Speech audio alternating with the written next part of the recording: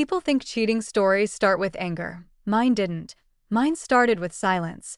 The kind of silence that sits next to you on the couch, laughs at your jokes, holds your hand, and still hides the truth. I trusted him completely, and that trust, it almost destroyed me. But what he didn't know, what nobody knew, was that the quiet girl he betrayed was already watching, already remembering, already preparing, because when the truth finally came out, it changed everything. Let me take you back. My name is Emily.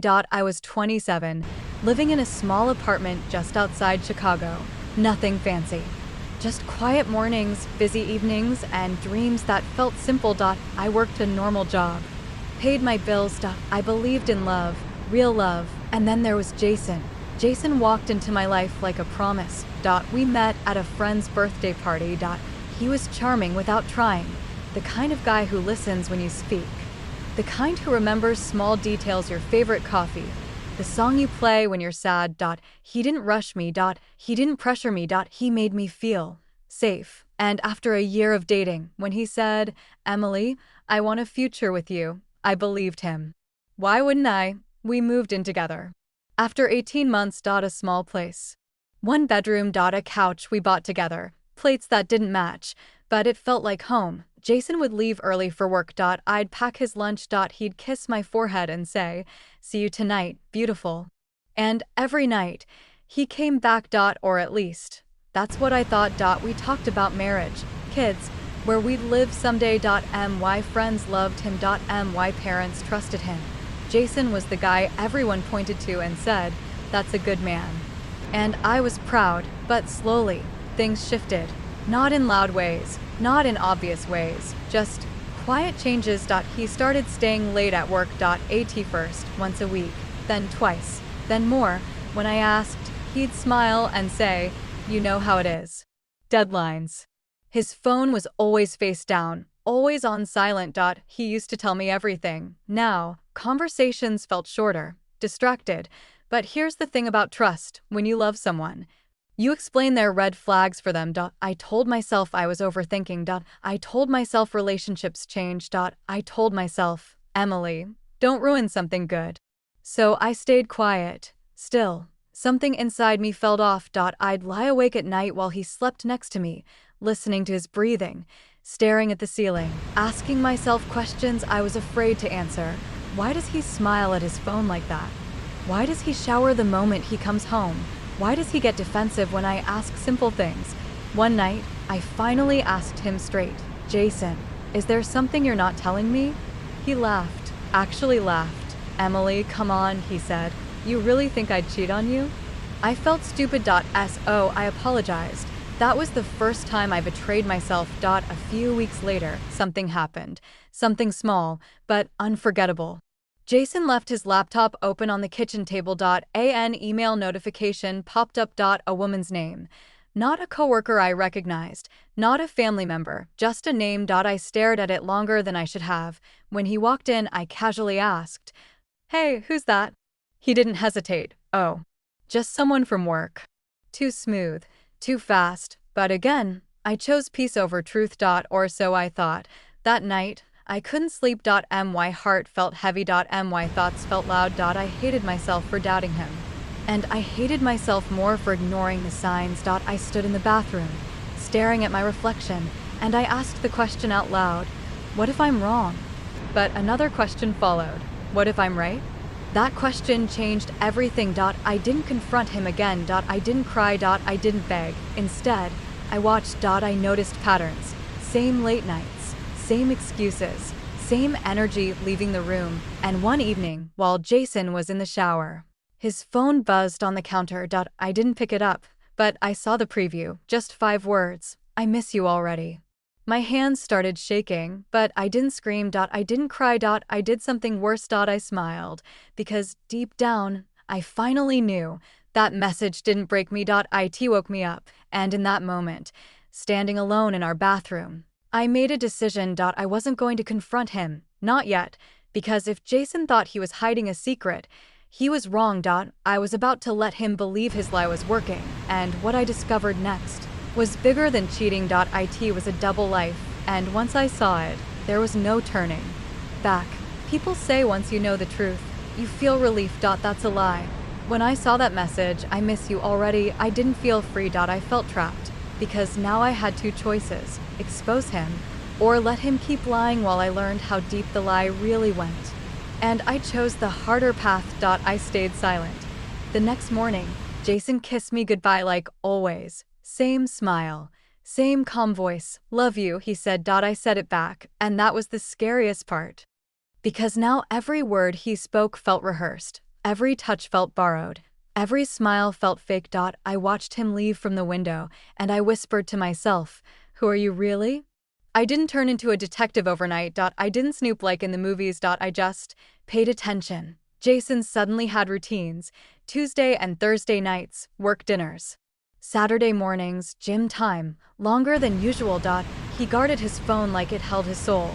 But here's what liars forget: when you lie long enough, you get lazy. One night, he fell asleep before locking his phone. My heart was pounding so loud. I was sure it would wake him. I stared at that phone for a full minute. Then I picked it up. I didn't read everything. I didn't need to point one name. Hundreds of messages, inside jokes. Late night plans, photos he never sent me. Her name was Rachel, and she didn't sound like a coworker. She sounded like a second girlfriend. I went into the bathroom and closed the door. I slid down against the wall. No tears at first. Just shock. My hands were numb. My chest felt hollow. I kept rereading the same line in my head. I can't wait until she's not in the picture. She was talking about me. I was the obstacle. Here's what hurt the most. It wasn't just the cheating. It was the effort, the planning, the pretending. The way he came home and ate dinner with me after telling her he loved her. I realized something terrifying. Jason wasn't confused. He wasn't lonely. He was comfortable lying. You might be wondering, why didn't I pack my bags that night? Because love doesn't disappear instantly, and because I needed answers, not the soft ones, the real ones. So I did the unthinkable. I stayed. The next few weeks, I became someone else, the smiling girlfriend, the understanding partner. I stopped asking questions, and that made him relax. He started slipping, leaving receipts in his pockets, mentioning places he'd never taken me. Once, he said the wrong name, Rachel. He corrected himself fast, but I heard it. One evening, Jason told me he was going on a work trip.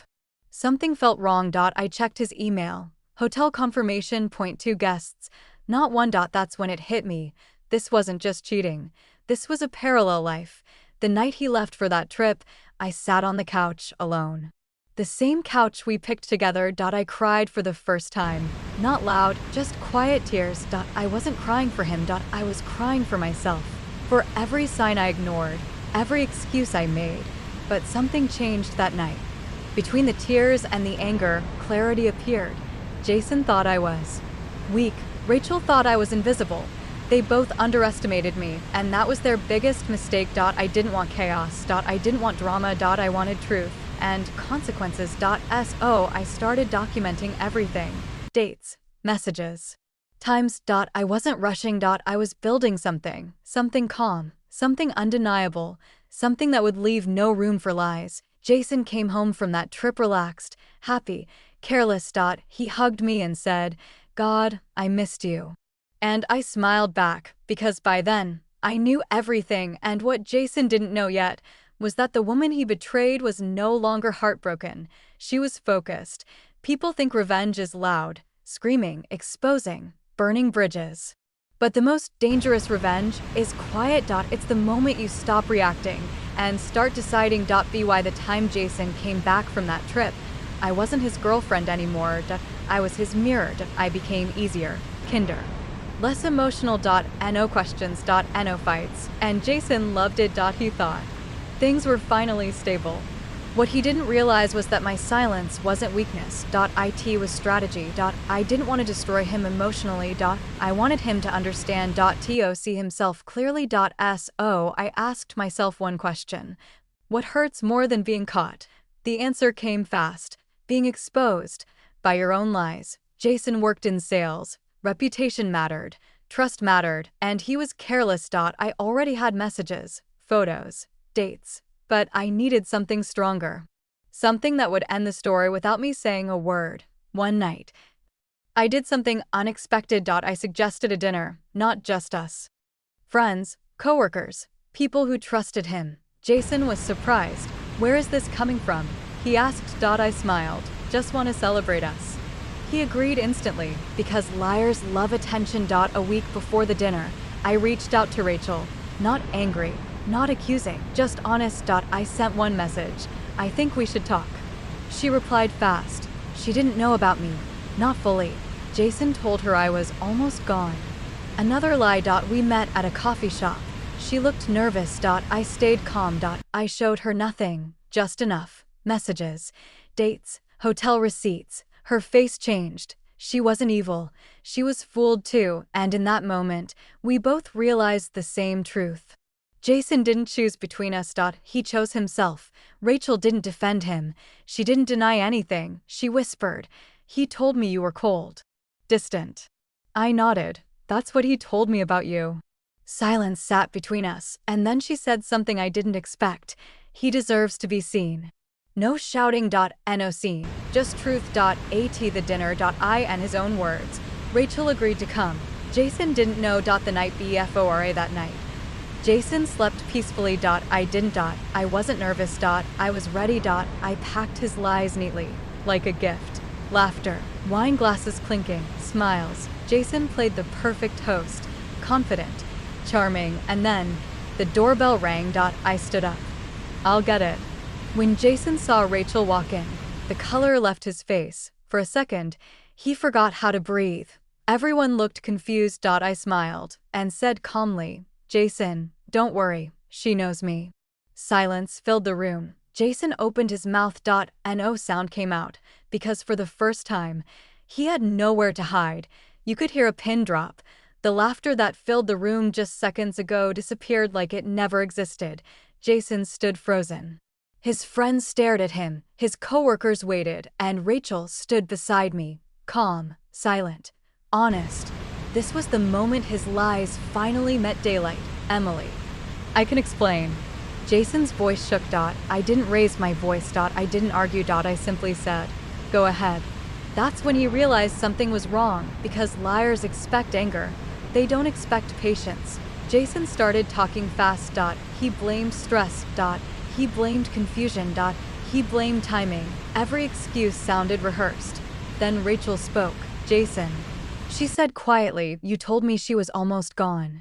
Every head turned. Jason's mouth opened. Closed. No words. Because the truth doesn't need shouting. It just needs witnesses. I reached into my bag. I didn't throw anything. I didn't accuse. I placed the phone on the table. Messages. Dates. Hotel bookings. Point 2 lives. Point 1 man. Point 0 honesty. No one spoke. Jason's best friend stood up. "Man, why didn't you just leave?" That question hit harder than anger. Jason looked small, exposed, human. People left quietly. No drama. No yelling, just disappointment. Jason stayed seated. I stood up. This time, I didn't look back. Later that night, Jason tried one last time. Tears, regret, promises. I listened, and then I said something I had practiced for weeks. "You didn't lose me when you cheated. You lost me when you lied every day after." That ended it. I moved out. Not with anger, with clarity. I blocked him everywhere. Rachel did too. Some bridges don't need burning. They collapse on their own. The healing weeks passed, then months. The pain faded.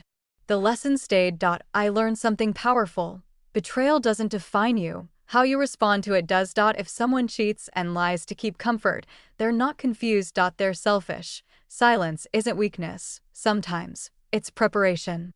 And the strongest revenge is walking away with your dignity intact and your truth untouched. Jason thought he was living two lives. In the end, he lost both.